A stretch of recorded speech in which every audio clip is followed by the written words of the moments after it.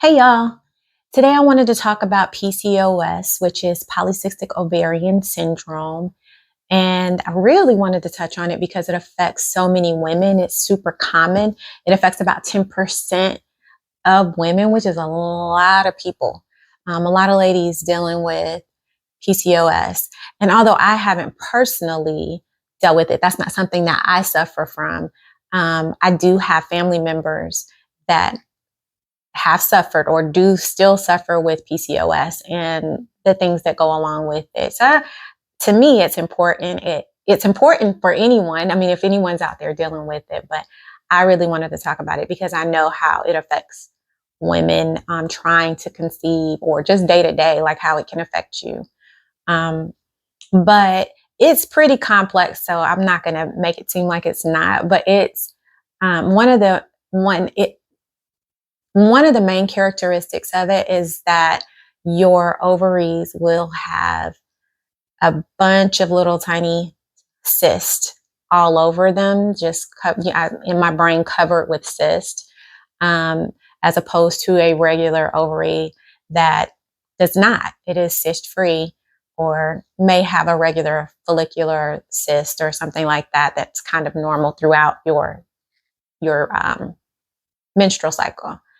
Um, but another characteristic of it is that women with PCOS will often have insulin resistance and obesity. So insulin resistance is where there's a lot or too much insulin in the bloodstream and your body doesn't really know what to do with it. During pregnancy, it could actually lead to gestational diabetes. So it's kind of something that if you can, and I know PCOS, I'm not saying that there's a cure, but if you can kind of get it in control a little bit before you get pregnant, the better off you'll be, of course. So we'll talk about what you can do in the next video for PCOS. But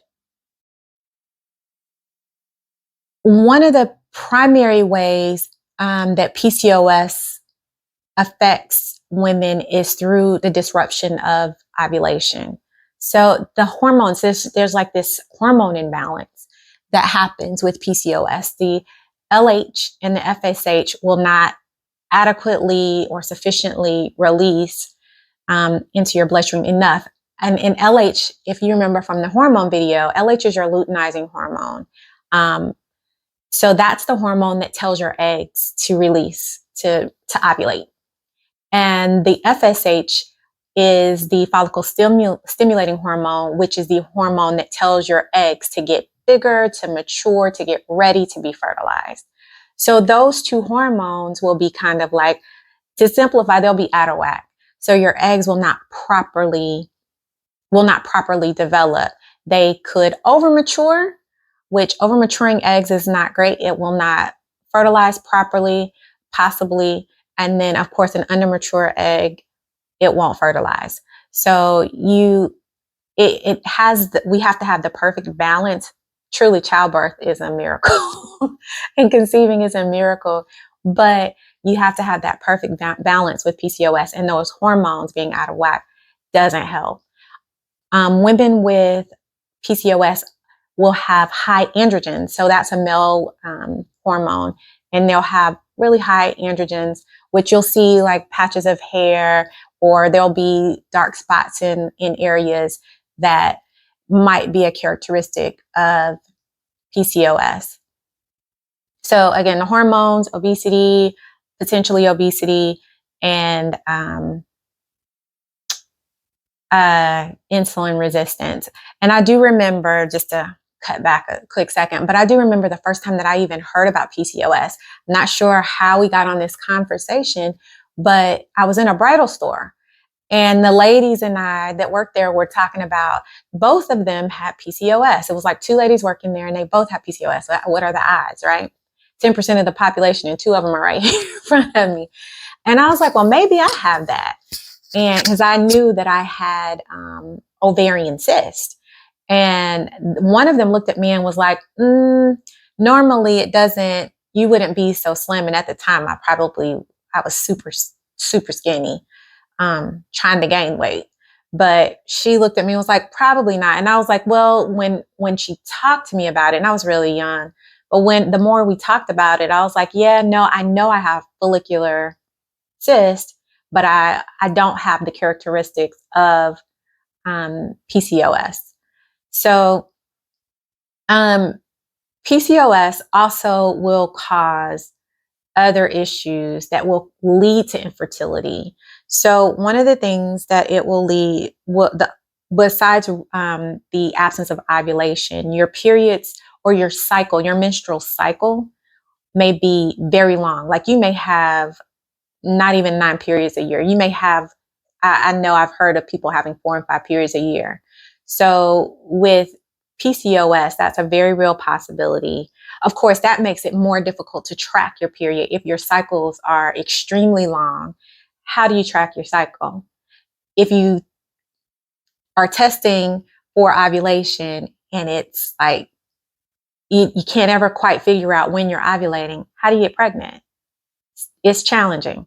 So there's another thing that PCOS another symptom would also be that it causes, not a symptom, this is something that it causes. So it would also cause you, because your periods are extremely long, that means that you're not shedding your lining regularly. Your lining, your period is your lining shedding, your endometrial, your uterine lining shedding. So if it's too long and that lining is too thick, or it's not a great environment. If say if you do everything goes perfectly and that egg is not under mature, it's perfect. It's not over mature. It's a perfect mature egg and it's able to be fertilized. If that endometrial lining is not in the perfect environment for that egg to implant into and burrow so that it can grow, that can cause other issues with infertility. So all of this is something that we need to address or need to look into. So the main focus with PCOS is to get the hormone balances together so that ovulation can happen. Ovulation triggers other things in your body to happen, other hormones to be released, and as well so that your period can come regularly.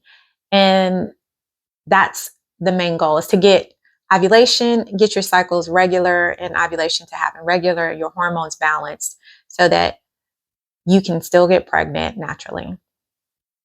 In the next video, we'll talk about what you can do what you can do right now in order to get your body ready naturally for pregnancy.